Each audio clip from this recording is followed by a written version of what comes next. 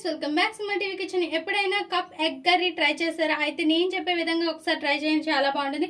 First అయితే steel bowls ఇలా తీసుకోవాలి. చిన్న చిన్న బౌల్స్ తీసుకొని 2 eggs అనేవి కొట్టి వేసుకోవాలి. ఈ బౌల్కి ఆయిల్ అప్లై చేసేసుకోవాలి. ఇలా రెడీగా పెట్టుకోవాలి. ఇంకా స్టవ్ పైన ఒక ప్యాన్ పెట్టుకుని అందులో స్టవ్ పైన ఒక ప్యాన్ పెట్టుకొని అందులో వాటర్ వేసుకొని ఇలా ఒక స్టాండ్ పెట్టుకొని ఇలా ప్లేట్ పెట్టేసుకోవాలి. ఇంకా ఒక్కొక్క కూర గిన్నెలో అంటే ఒక్కొక్క బౌల్లో నేను 2 eggs అనేవి వేసుకున్నాను. ఇవన్నీ కూడా మనం బాయిల్ చేసుకోవాలి. ఇలా పెట్టేసుకొని మూత పెట్టి బాయిల్ చేసుకోవాలి. ఇంకా మూత పెట్టేద్దాం. ఇవి అయ్యేలోపు మనం టమోటా అండ్ ఆనియన్ అన్ని కూడా కట్ చేసుకుందాం. ఇంకా బాయిల్ అయ్యాయో లేదో చూద్దామా ఫ్రెండ్స్. పైన నేను కొద్దిగా కొత్తిమీర అనేది వేసుకున్నాను. ఆవిరి ఓకే అయిపోయి ఇంకా స్టవ్ ఆఫ్ చేసేసి పక్కకు తీసుకుందాం. ఇంకా స్టవ్ పైన ఇంకో ప్యాన్ పెట్టుకొని 2 tablespoons ఆయిల్ వేసుకొని ఆనియన్ అండ్ పచ్చిమిర్చి వేసి కొద్దిగా ఫ్రై చేసుకోవాలి. ఇంకా ఇందులో ఒక పెద్ద సైజు టమోటా వేసుకోవాలి. నేను పెద్ద టమోటా ఒక్కటే కట్ చేశాను. ఇంక ఈ టమోటా కూడా ఫ్రై అవనివ్వాలి. ఇంకా ఇందులో అల్లం వెల్లుల్లి అండ్ కొద్దిగా జీడిపప్పు జీలకర్ర వేసి ఫ్రై చేసుకోవాలి. జీలకర్ర నేను కొద్దిగా ఎక్కువగానే వేస్తాను, జీర్ణానికి మంచిది కదా. ఇంక ఇవన్నీ కూడా ఫ్రై చేసి చల్లనిచ్చి మిక్సీ పట్టేసుకోవాలి పేస్ట్గా. ఇంకా స్టవ్ ఆఫ్ చేసేసి దీన్ని చల్లారనిద్దాం.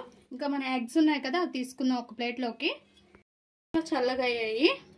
మనం ఇలా బౌలించేస్తే వచ్చేస్తాయి. చూసారుగా మనకి కేక్లా వచ్చేస్తాయి. మనం ఇలానే వండుకోవచ్చు, లేదు అంటే కట్ చేసుకుని అయినా వండేసుకోవచ్చు. నేనైతే వీటిని కట్ చేస్తున్నాను. లేదు అంటే ఇలానే వండేసినా బాగుంటాయి. సో నేను ఇలానే ఉంచేస్తాను, ఇలానే వండుతాను. ఇంకా అదే ప్యాన్లో 4 tablespoons ఆయిల్ వేసుకొని జీలకర్ర 1 tablespoon అండ్ ఆవాలు కొద్దిగా వేసుకొని చిటపటమన్నాక మనం ఇంకొక కొంచెం మీడియం సైజు ఉల్లిపాయ అనేది కట్ చేసుకొని వేసి ఫ్రై చేసుకోవాలి. ఇందులోనే కరివేపాకు కూడా వేసుకోవాలి, ఒక 2 రెమ్మలు వేసి ఫ్రై చేసుకోవాలి. ఇంకా ఆనియన్స్ అనేది బాగా ఫ్రై అయినాక మనం పేస్ట్ ఉంచుకున్నాం కదా ఆనియన్ పేస్ట్ అనేది ఇది మొత్తం కూడా వేసేసేయాలి. వేసేసి కొద్దిసేపు ఈ పేస్ట్ కూడా ఫ్రై చేసుకోవాలి. ఇంకా ఇందులో పసుపు కొద్దిగా ఎక్కువే వేసుకోవాలి, నీచు స్మెల్ రాకుండా. ఎగ్ వాసన వస్తుంది కదా. అండ్ కారం తగినంత. పచ్చిమిర్చి వేసాం కాబట్టి మనం చూసి వేసుకోవాలి కారం అనేది. Red chilli and Kashmiri red chilli and salt. మసాలాలు వేసుకునే వాళ్ళు వేసుకోవచ్చు, లేని వాళ్ళు స్కిప్ చేసేసేయచ్చు. లేని వాళ్ళు అంటే అదే పడని వాళ్ళు. ఇందులో కొద్దిగా నేను చికెన్ మసాలా అయితే వేస్తున్నాను.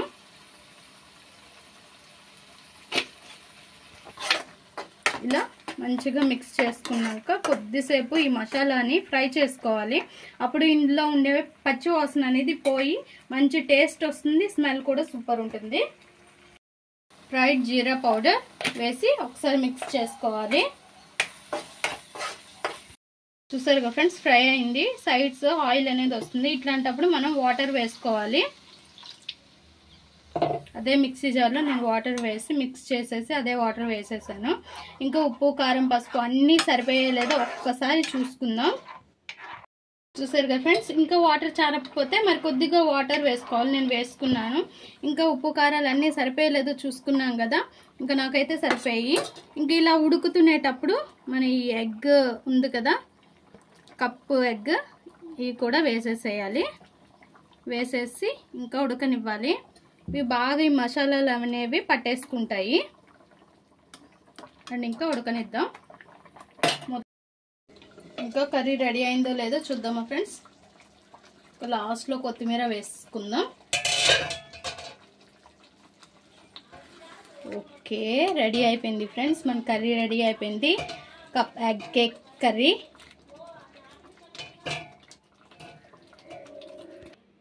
ఇంకా ఒక ప్లేట్లోకి సర్వ్ చేసుకుందాం. చూసారుగా ఎంత బాగుందో. అండ్ చాలా చాలా సింపుల్గా కూడా అయిపోతుంది ఈ కర్రీ. అండ్ చాలా చాలా బాగుంటుంది, గ్రేవీ తోటి ఎక్సలెంట్గా ఉంటుంది. కంపల్సరీగా ట్రై చేయండి ఇంట్లో. చూసారుగా ఫ్రెండ్స్, మన కప్ ఎగ్ కర్రీ రెడీ అయిపోయింది. చాలా సింపుల్గా అయిపోతుంది అండ్ టేస్ట్ అయితే ఎక్సలెంట్గా ఉంటుంది. అండ్ చపాతీలోకి అండ్ రోటీలోకి రైస్లోకి సూపర్ కాంబినేషన్ అనమాట ఈ కర్రీ. చాలా చాలా సింపుల్గా కూడా అవుతుంది. ఒక్కసారి ట్రై చేయండి. ట్రై చేసి ఎలా వచ్చిందో మా కామెంట్ బాక్స్లో కామెంట్ చేయండి. ప్లీజ్ ఫ్రెండ్స్, మా ఈ వీడియో మీకు నచ్చినట్లయితే లైక్ చేయండి, షేర్ చేయండి, మా ఛానల్ని సబ్స్క్రైబ్ చేసుకోండి. పక్కనే ఉన్న బెల్ సింబల్ క్లిక్ చేయండి. Please friends, like, share, subscribe.